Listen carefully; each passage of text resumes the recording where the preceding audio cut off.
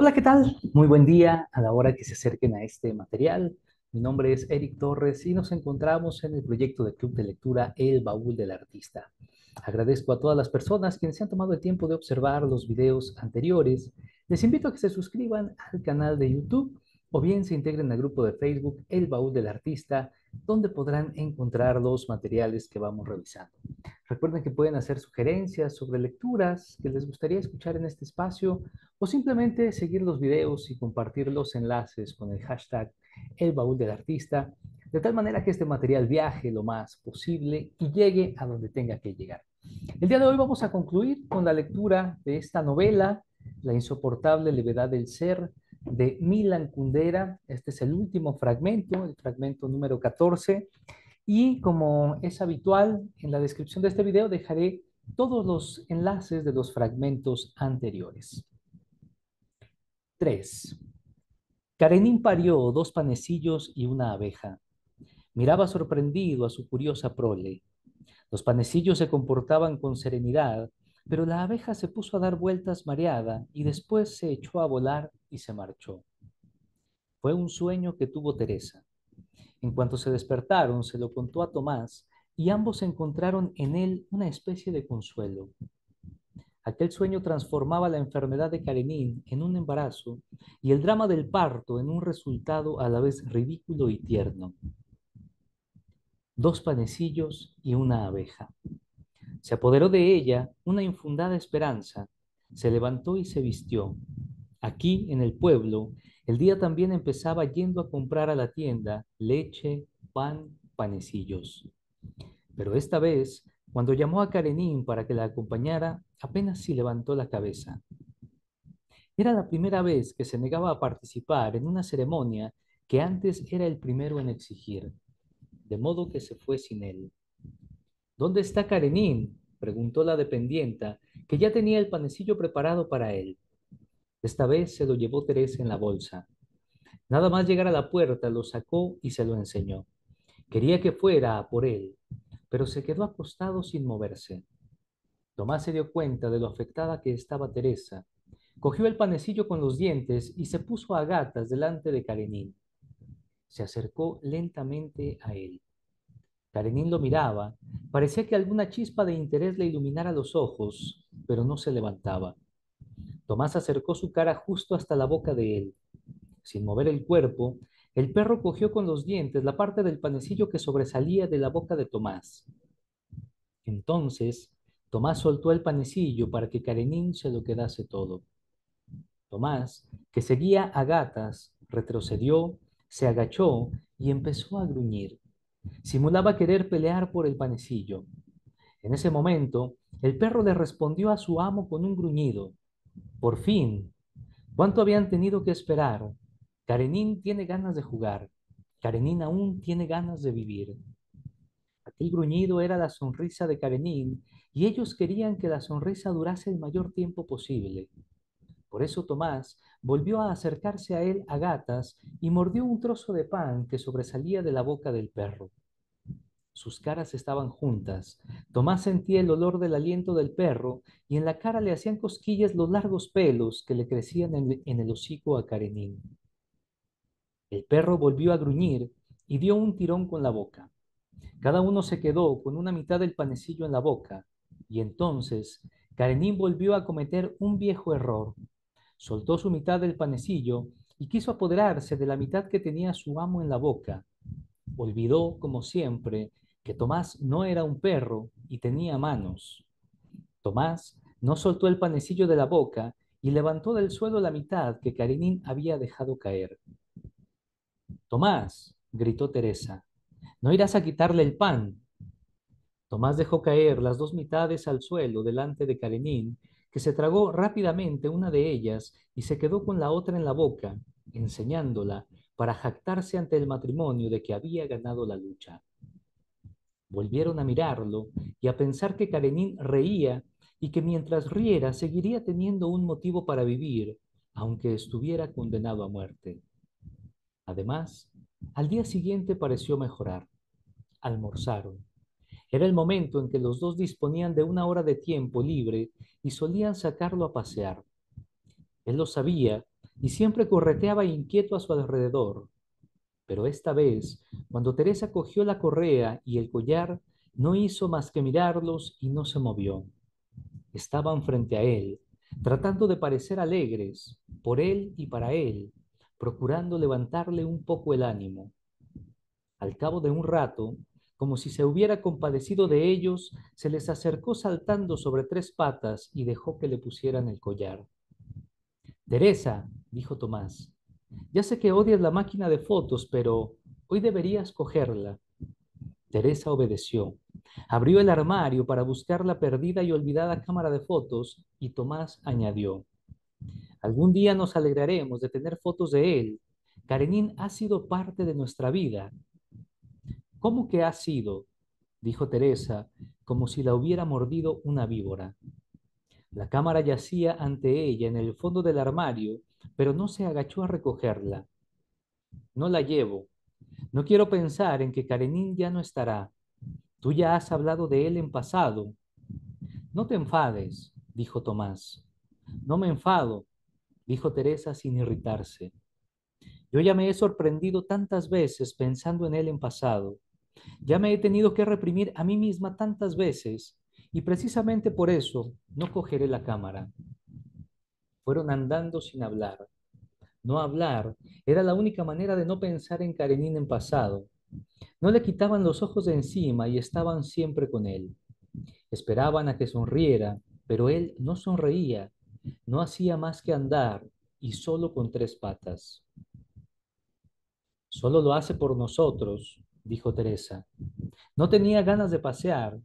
Ha venido nada más que para darnos el gusto. Lo que había dicho era triste, y a pesar de eso, sin darse cuenta, estaban felices. No estaban felices a pesar de la tristeza, sino gracias a la tristeza.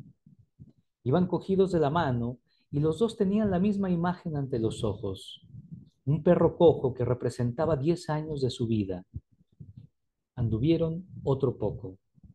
Luego Karenin, para su gran decepción, se detuvo y dio la vuelta. Tuvieron que regresar.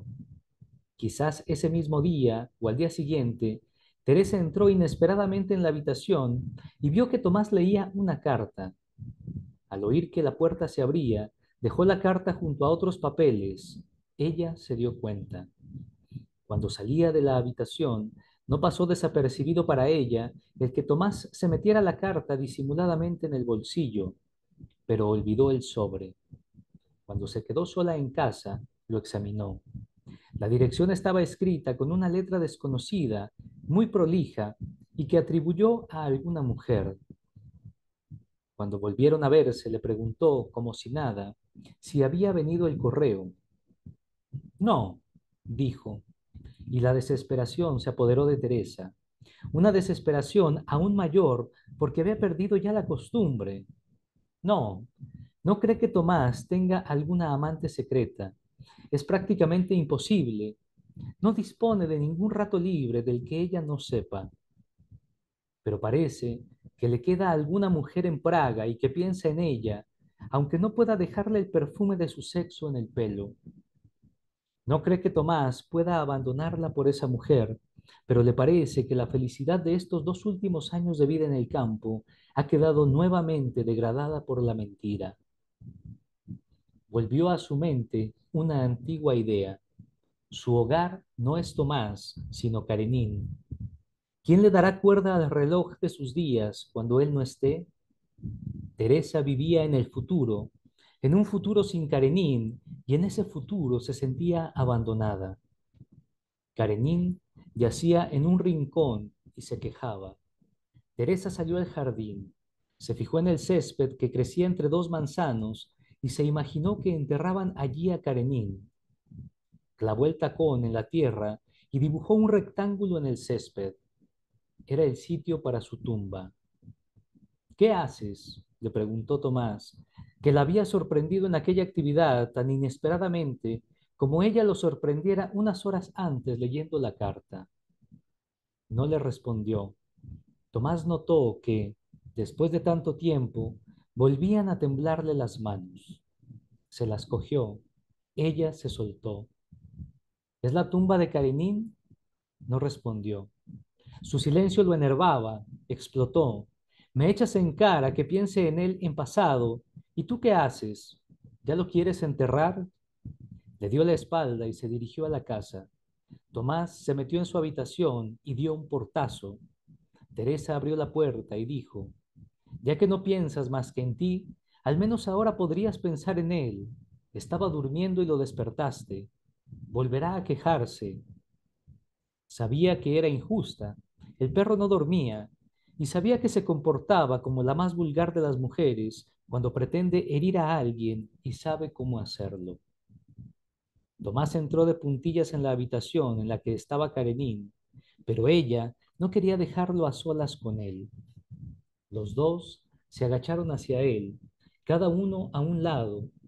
En aquel movimiento conjunto no había reconciliación. Por el contrario, cada uno de ellos estaba solo, Teresa con su perro, Tomás con su perro. Temo que se queden con él así, separados, cada uno solo, hasta el último momento. 4. ¿Por qué es tan importante para Teresa la palabra idilio? Nosotros, que hemos sido educados en la mitología del Antiguo Testamento, podríamos decir que un idilio es la imagen que nos ha quedado como recuerdo del paraíso. La vida en el paraíso no semejaba una carrera en línea recta que nos conduce a lo desconocido. No era una aventura, se movía en círculo entre cosas conocidas. Su uniformidad no era un aburrimiento, sino un motivo de felicidad. Mientras el hombre vivió en el campo, en la naturaleza, rodeado de animales domésticos, en el regazo de las épocas del año y de su repetición, quedaba aún dentro de él, al menos, un reflejo de ese idilio paradisiaco. Por eso Teresa, cuando se encontró en el balneario con el presidente de la cooperativa, vio de pronto ante sus ojos la imagen de la aldea, de una aldea en la que nunca había vivido, que no conocía, y quedó maravillada.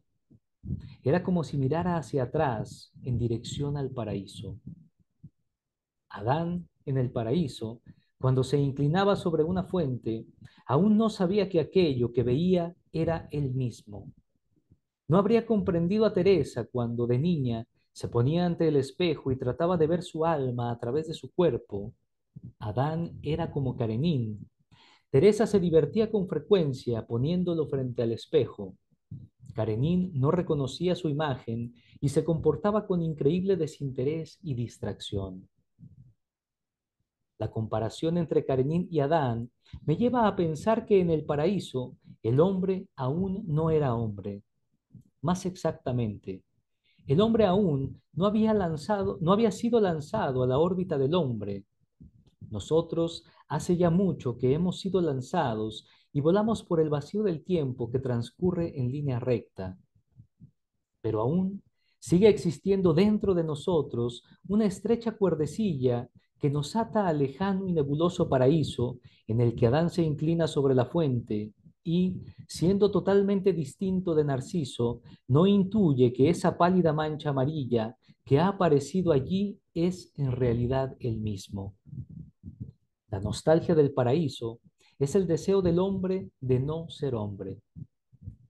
Cuando, siendo niña, encontraba las compresas de la madre manchadas por la sangre de la menstruación, le daban asco y odiaba a su madre por no tener la vergüenza necesaria para esconderlas.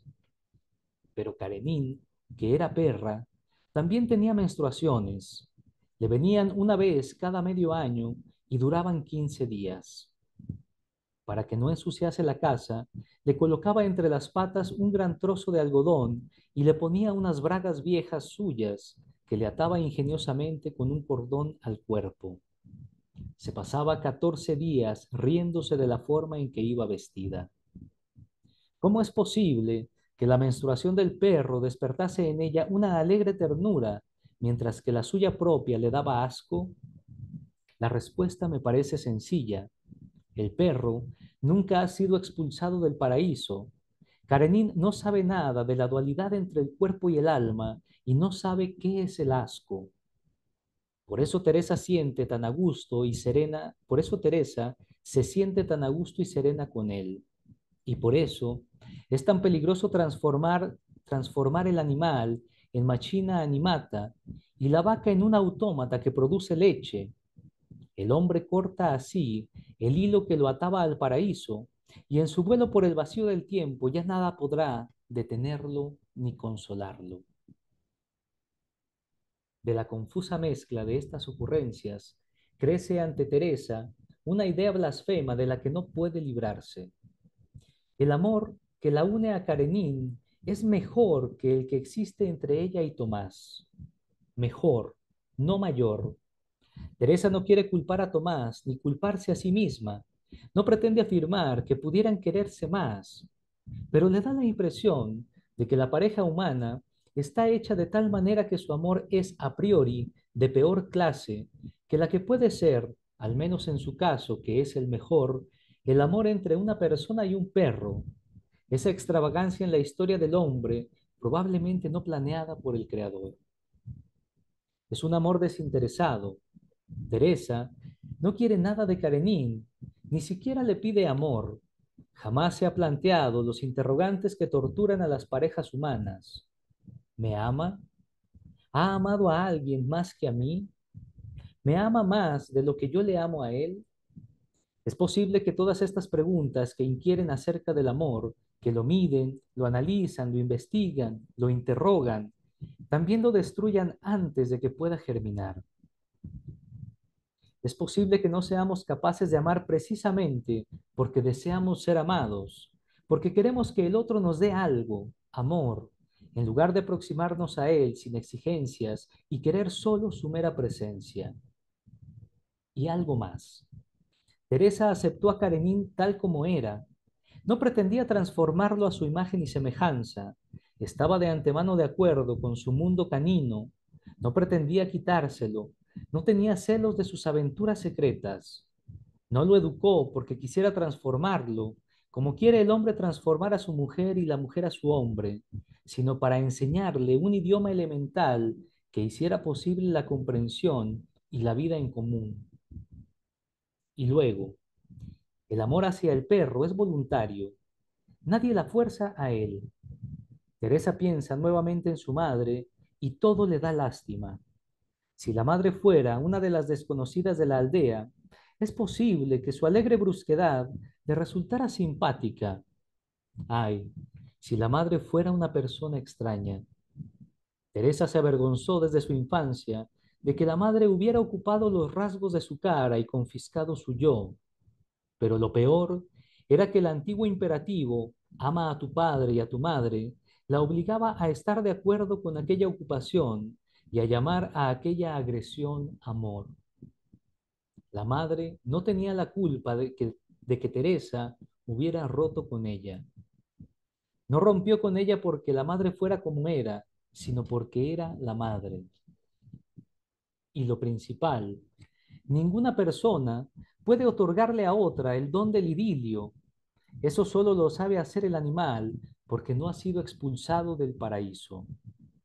El amor entre un hombre y un perro es un idilio. En él no hay conflictos, no hay escenas desgarradoras, no hay evolución. Karenin rodeó a Teresa y a Tomás con su vida basada en la repetición, y eso mismo era lo que esperaba de ellos. Si Karenin hubiera sido un hombre y no un perro, seguro que hace tiempo ya que le hubiera dicho a Teresa: haz el favor, estoy aburrido de llevar todos los días el panecillo en la boca. ¿No puedes inventar algo nuevo? En esta frase está encerrada toda la condena que pesa sobre el hombre. El tiempo humano no da vueltas en redondo, sino que sigue una trayectoria recta. Ese es el motivo por el cual el hombre no puede ser feliz, porque la felicidad es el deseo de repetir. Sí, la felicidad es el deseo de repetir, piensa Teresa. Cuando el presidente de la cooperativa, al volver del trabajo, saca a pasear a su Mefisto y se encuentra con Teresa, nunca olvida decir: señora Teresa, ¿por qué no la habré conocido yo antes? Habríamos salido a ligar juntos. No hay mujer que se resista a dos marranos. El cerdito estaba adiestrado de tal manera que, Cuando el presidente terminaba de decir estas palabras, gruñía. Teresa se reía, aunque sabía de antemano lo que el presidente iba a decir. El chiste no perdía su gracia con la reiteración. Al contrario, en el contexto del idilio, hasta el humor está sometido a la dulce ley de la repetición. 5. Los perros no tienen muchas ventajas con respecto a las personas, pero hay una que vale la pena destacar. En su caso, la eutanasia no está prohibida por la ley. Los animales tienen derecho a una muerte caritativa. Karenin andaba con 3 patas y pasaba cada vez más tiempo en el rincón. Se quejaba. El matrimonio estaba de acuerdo en que no podían hacerle sufrir inútilmente, pero la aceptación de ese principio no era suficiente para eliminar la angustiosa inseguridad. ¿Cómo reconocer el momento en que el sufrimiento es ya inútil? ¿Cómo determinar el momento en que ya no vale la pena vivir? Si al menos Tomás no fuera médico, entonces podría esconderse detrás de alguien, podría ir al veterinario y pedirle que le pusiera una inyección.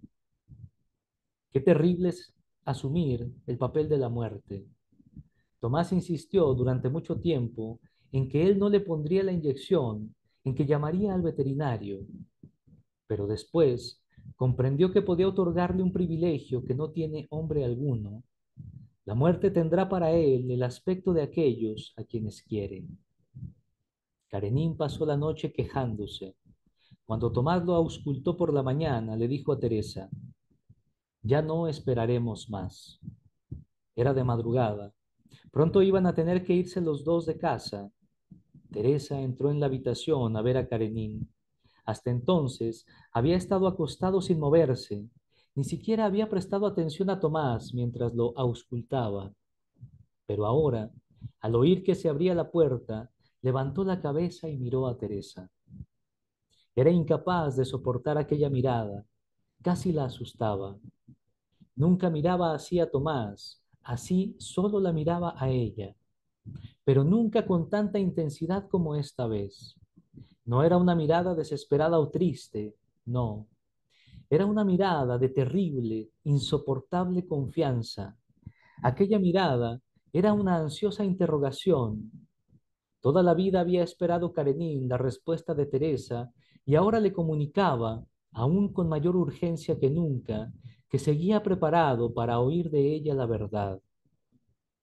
Todo lo que proviene de Teresa es para él verdad, incluso cuando le dice siéntate o acuéstate, para él estas son verdades con las que se identifica y que le dan sentido a su vida. Aquella mirada de terrible confianza fue breve. Al cabo de un momento volvió a apoyar la cabeza sobre las patas. Teresa sabía que nunca nadie más volvería a mirarla así. Nunca le daban dulces, pero hace unos días que le habían comprado unas tabletas de chocolate. Les quitó el papel de plata, las partió y las puso junto a él. Añadió también un cuenco con agua para que no le faltara nada, ya que tendría que quedarse unas horas solo en casa. Era como si la mirada que le había dirigido hacía un rato lo hubiera fatigado. Aunque estaba rodeado de chocolate, no levantaba la cabeza. Se tendió en el suelo junto a él y lo abrazó. Lenta y fatigosamente Karenin la olisqueó y le lamió una o dos veces la cara. Acogió la lamida con los ojos cerrados, como si quisiera recordarla para siempre. Volvió la cabeza para que le lamiera también la otra mejilla. Tuvo que ir a cuidar a sus terneras. Volvió después de mediodía. Tomás todavía no estaba en casa. Karenin yacía rodeado de chocolate y cuando la oyó llegar ya no levantó la cabeza. Su pata enferma estaba hinchada y el tumor había reventado en otro sitio más. Entre el pelo aparecía una gotita de color rojo claro que no parecía sangre. Volvió a tumbarse en el suelo junto a él. Tenía un brazo encima de su cuerpo y los ojos cerrados. Alguien llamó a la puerta. Se oyó. Doctor, doctor, han venido el cerdo y su presidente. Era incapaz de hablar con nadie. No se movió ni abrió los ojos. Volvió a oírse: «Doctor, han venido los marranos». Y después silencio. Al cabo de media hora llegó Tomás. Fue silenciosamente a la cocina para preparar la inyección. Cuando entró en la habitación, Teresa ya estaba de pie y Karenín se levantaba con esfuerzo del suelo. Al ver a Tomás, movió débilmente la cola. «Mira», dijo Teresa, «aún sonríe». Lo dijo como una súplica, como si con aquellas palabras quisiera pedir un pequeño aplazamiento, pero no insistió. Puso lentamente una sábana sobre la cama. Era una sábana blanca con un estampado de florecillas lilas.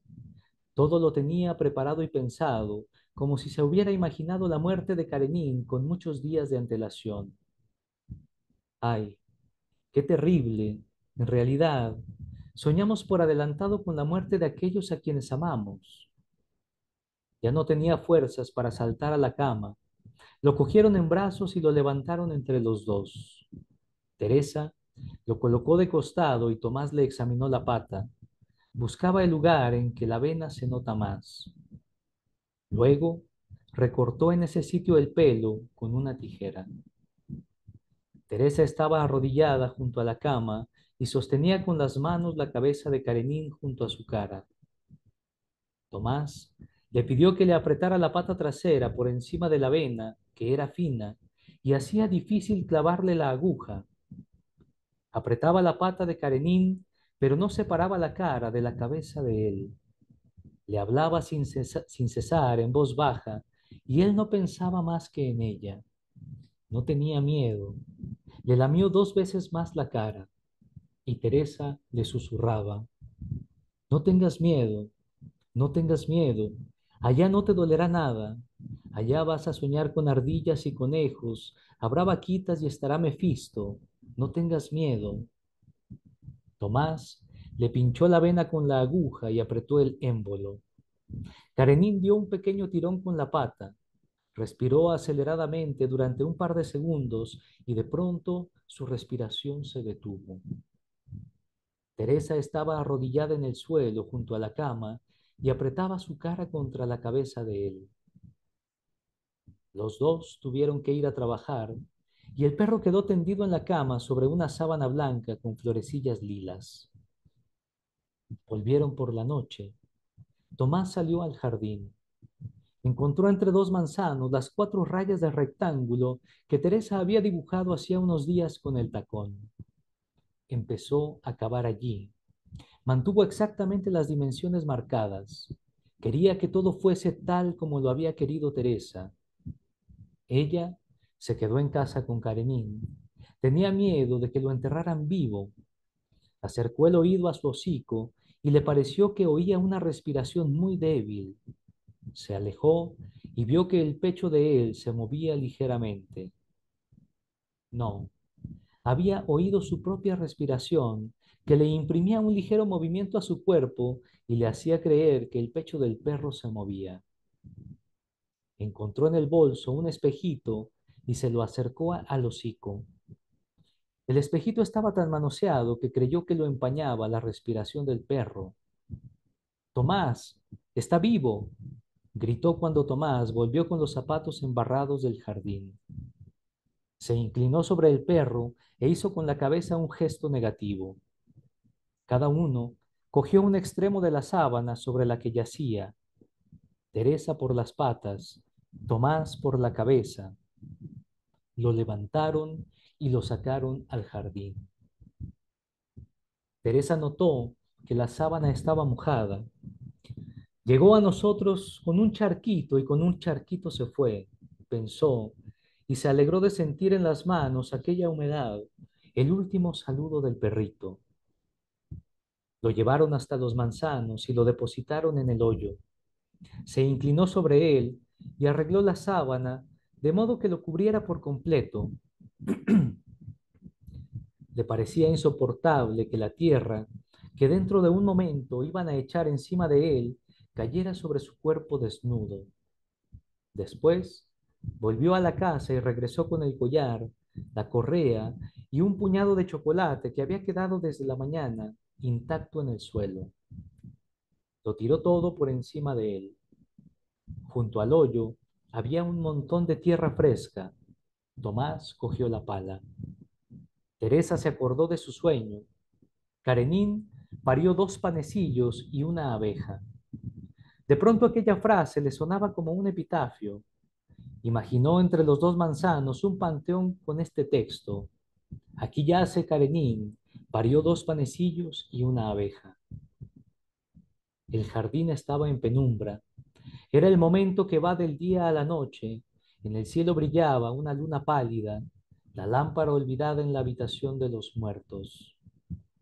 Los dos tenían los zapatos manchados de barro y llevaban la azada y la pala al cobertizo en el que estaban las herramientas: el rastrillo, el pico, el azadón.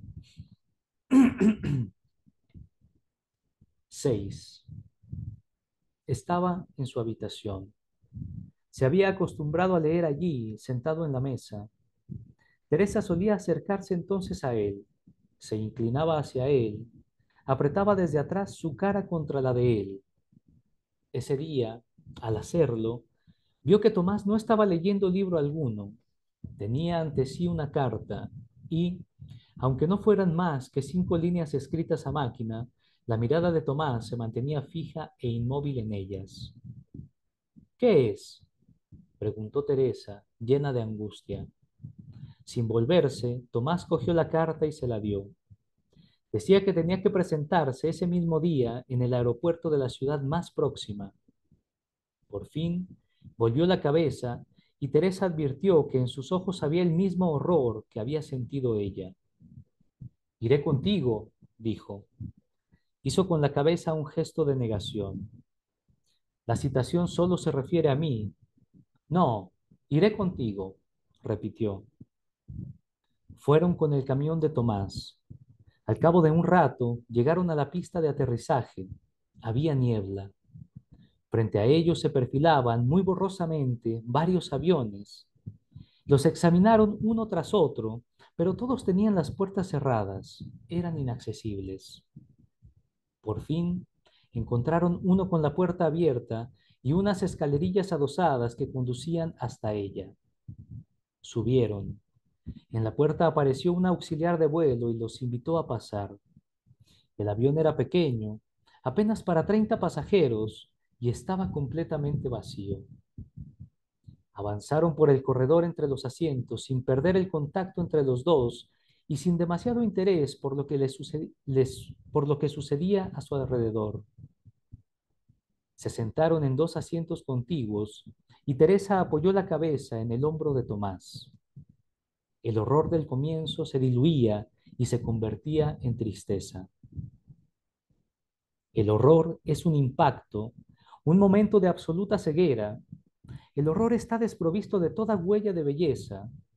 No vemos más que la intensa luz del acontecimiento desconocido que aguardamos. La tristeza, por el contrario, presupone que sabemos. Tomás y Teresa sabían qué les esperaba. La luz del horror perdió intensidad y el mundo empezó a verse bajo una iluminación azulada, tierna, que hacía las cosas más bellas de lo que eran antes. En el momento en que Teresa leyó la carta, no sentía amor por Tomás. Lo único que sabía es que no debía abandonarlo ni por un momento. El horror había sofocado todos los demás sentimientos y sensaciones.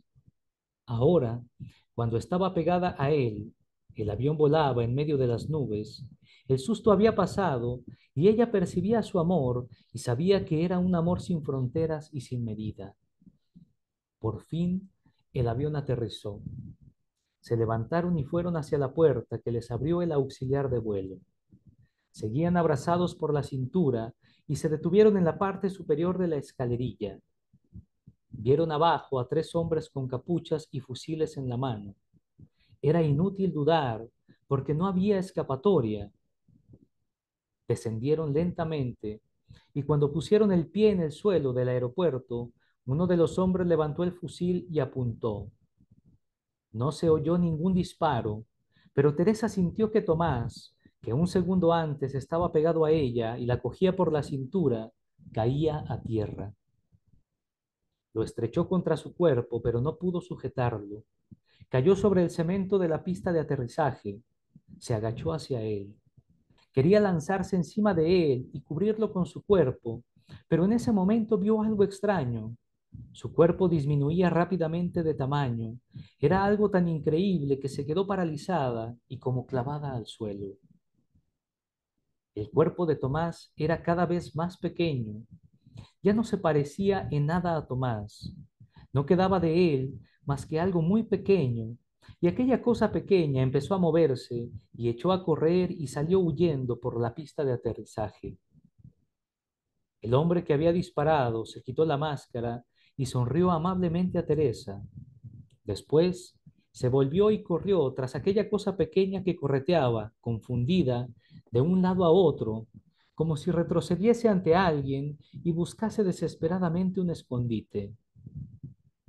Corrieron durante un rato hasta que de pronto el hombre se lanzó a tierra y la persecución terminó. Se levantó y volvió a donde estaba Teresa. Llevaba aquella cosa en la mano. Aquella cosa temblaba de miedo. Era un conejo. Se lo dio a Teresa, y en ese momento desaparecieron el susto y la tristeza, y se sintió feliz de tener al animalito en su regazo, de que el animalito fuese suyo y de que pudiera apretarlo contra su cuerpo. Se puso a llorar de felicidad. Lloraba y lloraba.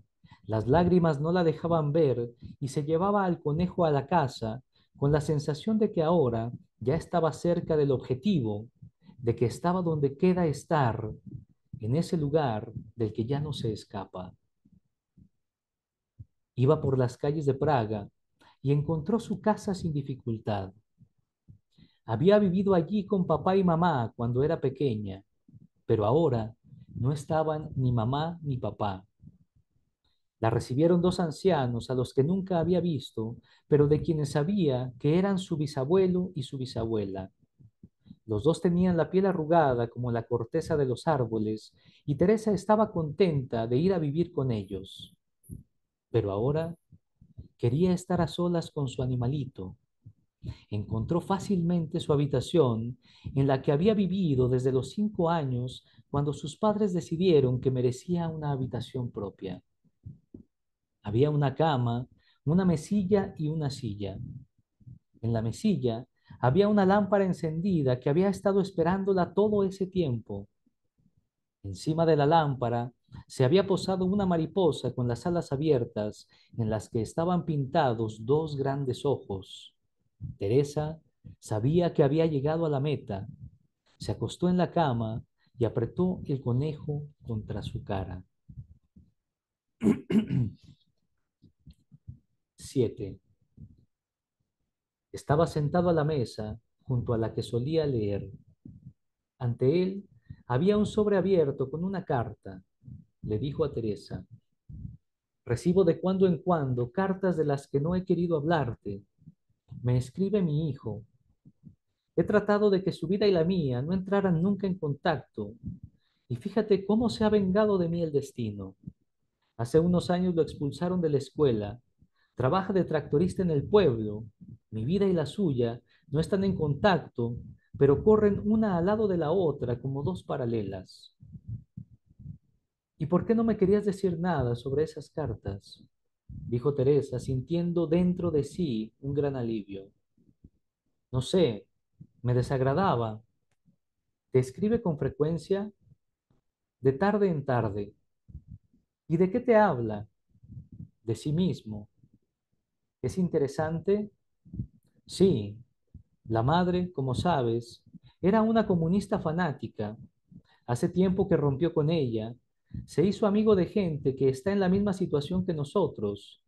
Intentaban alguna actividad política.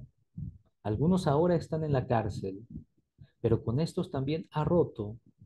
Habla de ellos con cierta distancia, como de eternos revolucionarios. ¿Y él se ha reconciliado con el régimen? No, en absoluto. Cree en Dios y piensa que esa es la clave de todo. Según parece, todos debemos vivir en nuestra vida cotidiana de acuerdo con las normas establecidas por la religión y no tener en cuenta para nada al régimen, ignorarlo. Si creemos en Dios, somos capaces, al parecer, de crear con nuestra propia actuación en cualquier circunstancia lo que Él llama el reino de Dios en la tierra. Me explica que en nuestro país la Iglesia es la única organización voluntaria que escapa al control del Estado. Me gustaría saber si forma parte de la Iglesia para hacerle frente al régimen o si de verdad cree en Dios. Pregúntaselo. Tomás prosiguió. Siempre he admirado a los creyentes. Pensaba que estaban dotados de un don especial de percepción ultrasensorial del que yo carecía, algo así como los videntes. Pero mi hijo me demuestra que creer es en realidad muy fácil. Cuando estaba en apuros, le echaron una mano los católicos y de pronto apareció la fe. Es posible que haya decidido creer por agradecimiento. Las decisiones de los hombres son muy simples. ¿Y tú? ¿No le has contestado nunca? No me ha puesto la dirección en el remitente, pero luego añadió, claro que en el matasellos figura el nombre del pueblo. Bastaría con enviar una carta a la dirección de la cooperativa local. Teresa sentía vergüenza ante Tomás por sus sospechas y quería purgar sus culpas con una repentina amabilidad hacia su hijo. Entonces, ¿por qué no le escribes? ¿Por qué no lo invitas? Se parece a mí, dijo Tomás. Cuando habla, tuerce el labio superior exactamente igual que yo. Ver mi propio labio hablando de Dios me parece demasiado raro. Teresa se echó a reír. Tomás rió con ella. Teresa dijo, Tomás, no seas infantil. Es una historia muy antigua. Tú y tu primera mujer. ¿Qué tiene que ver él con esa historia? ¿Qué tienen en común con ella? ¿Qué tiene en común con ella? ¿Cómo vas a hacerle daño a alguien simplemente porque cuando eras joven tenías mal gusto? Para serte sincero, me da miedo ese encuentro. Ese es el motivo principal de que no tenga ganas de verle. No sé por qué he sido tan terco. Uno decide algo, ni siquiera sabe muy bien cómo, y esa decisión se mantiene luego por su propia inercia. Cada año que pasa es más difícil cambiarla. Invítale, dijo. Ese mismo día, cuando volvía del establo, oyó voces en la carretera.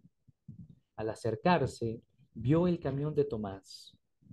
Tomás estaba agachado y desmontaba una rueda. Alrededor había un grupo de hombres que miraban y esperaban que Tomás terminase el trabajo.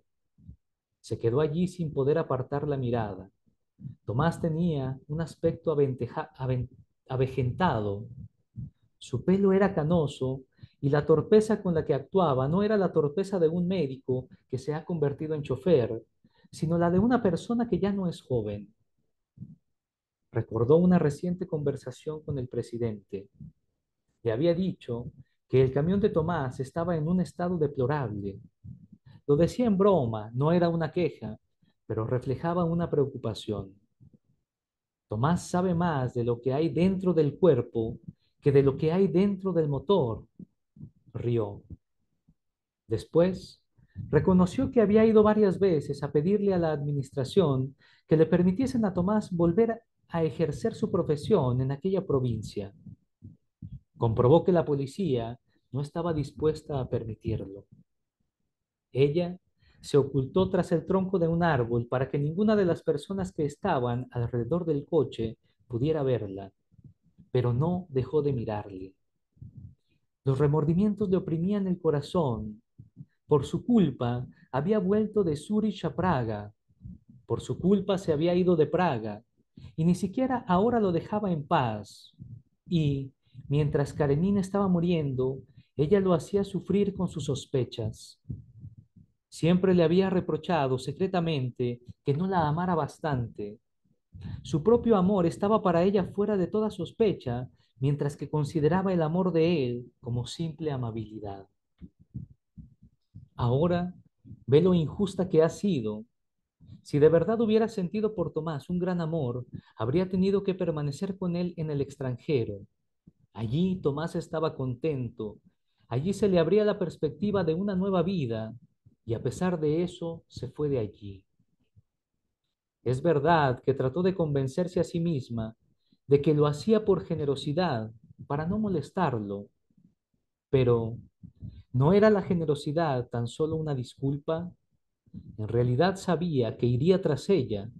Lo atraía cada vez más hacia abajo, como atraen las ninfas a los campesinos hacia los pantanos para dejarlos morir allí. Utilizó el momento en que él tenía espasmos de estómago para obtener la promesa de que irían a vivir al campo. ¿Cómo sabía engañarlo? Le hacía ir tras ella como si quisiese comprobar permanentemente que la amaba. Hizo que fuera tras ella hasta llegar a este sitio, con el pelo cano, cansado, con las manos medio destrozadas, que ya nunca podrán coger un bisturí.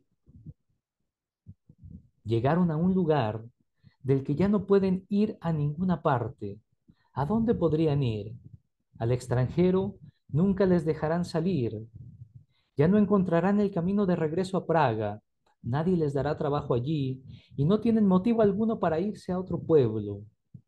Dios mío, ¿era necesario llegar hasta aquí para que creyera que la quería? Finalmente, Tomás logró volver a montar la rueda. Se sentó al volante. Los hombres saltaron al camión y se oyó el ruido del motor. Teresa se fue a casa y llenó la bañera de agua. Se sumergió en el agua caliente pensando que toda la vida había utilizado sus propias debilidades en contra de Tomás. Todos tendemos a considerar la fuerza como culpable y la debilidad como víctima inocente, pero Teresa ahora lo comprende. En su caso ha sido al revés. Hasta sus sueños, como si conociesen las únicas debilidades de ese hombre fuerte, le mostraban los sufrimientos de Teresa para hacerlo huir en retirada. Su debilidad era agresiva y le obligaba a constantes rendiciones, hasta que por fin dejó de ser fuerte y se convirtió en un conejito en su regazo. No dejaba de pensar en aquel sueño. Salió de la bañera y fue a buscar un vestido que ponerse. Quería ponerse el vestido más bonito para gustarle, para darle una alegría. Apenas se había abrochado el último botón cuando entró Tomás ruidosamente junto con el presidente de la cooperativa y un joven campesino llamativamente pálido. Venga, dijo Tomás, algún licor fuerte. Teresa salió corriendo y trajo una botella de slivovice. Sirvió un vasito y el joven se lo tomó inmediatamente. Mientras tanto, se enteró de lo que había sucedido. El joven se había dislocado un brazo y gritaba de dolor. Nadie sabía qué hacer, así que llamaron a Tomás, que le volvió el brazo a su sitio con un solo movimiento. El joven bebió otro vasito de un trago y le dijo a Tomás, tu mujer está guapísima hoy. Tonto, dijo el presidente. La señora Teresa siempre está guapa. Ya sé que siempre está guapa, dijo el joven, pero hoy se ha puesto muy elegante. Nunca la habíamos visto con este vestido. ¿Van a salir? No vamos a salir. Me lo puse por Tomás. Doctor, tú sí que lo pasas bien, rió el presidente. Mi mujer nunca hace eso de vestirse así para que yo la vea. Claro, por eso sales siempre de paseo con el cerdo y no con tu mujer, dijo el joven y se rió mucho. ¿Y qué hace Mefisto? Dijo Tomás. Hace por lo menos, se puso a pensar, una hora que no lo veo. Es que me añora cuando no estoy, dijo el presidente. Ahora que la veo con ese vestido, me dan ganas de bailar con usted, le dijo el joven a Teresa. ¿Me dejarías bailar con ella, doctor? Vamos todos a bailar, dijo Teresa. ¿Vienes? Le dijo el joven a Tomás. Pero, ¿dónde? Preguntó Tomás. El joven dio el nombre del pueblo vecino en el que había una sala de baile. Vienes con nosotros. le ordenó al presidente y, como llevaba ya 3 vasitos, añadió: si Mefisto te añora, nos lo llevamos. Llevaremos a 2 marranos. Todas las mujeres se van a caer sentadas cuando vean a 2 marranos. Y volvió a reírse mucho. Si no les da vergüenza Mefisto, voy con ustedes, dijo el presidente, y subieron todos al camión de Tomás. Tomás se sentó al volante, Teresa a su lado y los 2 hombres detrás con la botella de Slivovice a medio beber. Hasta que no salieron del pueblo, el presidente no se acordó de que se habían dejado a Mefisto. Le gritó a Tomás que volvieran. No hace falta, con un marrano basta, le dijo el joven, y el presidente quedó conforme. Oscurecía, el camino trepaba por la montaña. Llegaron a la ciudad y detuvieron el camión frente al hotel. Teresa y Tomás no habían estado nunca allí. Bajaron por la escalera al sótano, donde había una barra de bar, una pista de baile y varias mesas. Un señor de unos 60 años tocaba el piano y una señora de la misma edad tocaba el violín. Interpretaban canciones que habían estado de moda hacía 40 años. En la pista bailaban unas 5 parejas. El joven lanzó una mirada a su alrededor y dijo: no me vale ninguna de estas. E inmediatamente invitó a bailar a Teresa. El presidente se sentó con Tomás junto a una mesa libre, y pidió una botella de vino. No puedo beber, soy el que conduce, recordó Tomás. Tonterías, dijo el presidente. Nos quedaremos a pasar la noche, y fue inmediatamente a la recepción a reservar 2 habitaciones. Después, volvió Teresa de la pista con el joven, la sacó a bailar el presidente y por último bailó con Tomás. Mientras bailaban, le dijo: Tomás, todo lo malo que hay en tu vida ha sido por mi culpa. Yo tengo la culpa de que hayas llegado hasta aquí, tan bajo que ya no es posible ir a ninguna otra parte. Tomás dijo: ¿estás loca? ¿De qué bajo hablas? Si nos hubiéramos quedado en Zúrich, estarías operando a tus pacientes y tú estarías haciendo fotos. Esa es una comparación tonta, dijo Teresa. Para ti, tu trabajo lo era todo, mientras que yo puedo hacer cualquier cosa y me da exactamente lo mismo. Yo no perdí nada, tú lo perdiste todo. Teresa, dijo Tomás, ¿no te has dado cuenta de que aquí soy feliz? Tu misión era operar, dijo. Teresa, la misión es una idiotez. No tengo ninguna misión. Nadie tiene ninguna misión. Y es un alivio sentir que eres libre, que no tienes una misión. Era imposible no confiar en la sinceridad de su voz. Recordó la imagen de esa misma tarde. Lo vio arreglando el camión y le pareció viejo. Ella había llegado a donde quería llegar. Siempre había deseado que fuera viejo. Volvió a acordarse del conejito al que apretaba contra su cara en su habitación infantil. ¿Qué significa convertirse en conejito? Significa perder toda fuerza. Significa que uno ya no es más fuerte que el otro. Daban pasos de baile al sonido del piano y el violín, y Teresa apoyaba la cabeza en su hombro. Así tenía la cabeza cuando iban en el avión que los llevaba a través de la niebla. Sentía ahora la misma extraña felicidad y la misma extraña tristeza que en aquella ocasión. Esa tristeza significaba: hemos llegado a la última estación. Esa felicidad significaba: estamos juntos.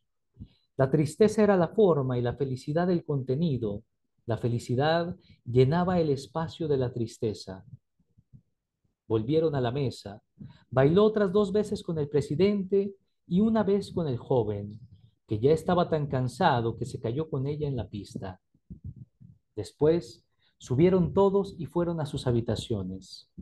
Tomás dio vuelta al interruptor y encendió la lámpara. Ella vio 2 camas juntas. Al lado de una de ellas, una mesa de noche con una lámpara, de cuya pantalla, espantada por la luz, voló una mariposa nocturna que se puso a dar vueltas por la habitación. De abajo llegaba tenue el sonido del piano y el violín. Bien, pues así termina esta novela, La insoportable levedad del ser, de Milan Kundera. Si gustan hacer comentarios, los pueden dejar en la descripción de este video. Ojalá que hayan disfrutado este libro y les invito a que estén atentos al próximo proyecto de lectura. Muchas gracias.